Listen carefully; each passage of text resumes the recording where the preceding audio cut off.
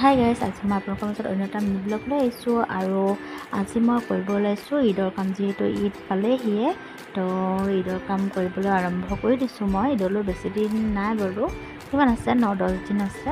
তো মই কাম কৰি দিছোঁ কাৰণ মই অলপ বেছি আগতীয়াকেই কৰোঁ, কিয় মোৰ ল'ৰাটোলৈ আমনি হয় ন, সেইকাৰণে। আৰু মই কাম কৰি আছোঁ আৰু এইফালে আমাৰ দিদি আহি গ'ল আৰু দিদিয়ে গোটেই ঘৰৰ কাপোৰ কানিবোৰ ধুইছে আৰু মই গোটেই ফাৰ্নিচাৰবোৰ মুচিছোঁ আৰু চকুন মাৰি গোটেইখন সাৰা পোচা কৰিছোঁ আৰু দিদিও কৰিছে বাৰু।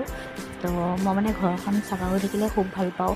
ঈদ বুলিতো বহুত ভালকৈ চাফা কৰা যায়েই আৰু তাৰ মাজতে মই ৰেগুলাৰ এইবোৰ সকলো ফাৰ্নিচাৰবোৰ মুচোঁ বা চাফ চিকুণ কৰি থাকোঁ। আপোনালোকক সকলোখিনি ভিডিঅ' দেখাব নোৱাৰি বাৰু, মিনি ব্লগ যিহেতু, মই গোটেইকেইটা ৰুম দেখুৱাও নাই, কি কৰিছোঁ কি নাই। তো অলপ চলপ এনেই দেখাই দিছোঁ আৰু যে ঈদ বুলি ঈদ লগাইছোঁ আৰু ঈদৰ কাম কৰিছোঁ। তো আজিলৈ ইমানেই।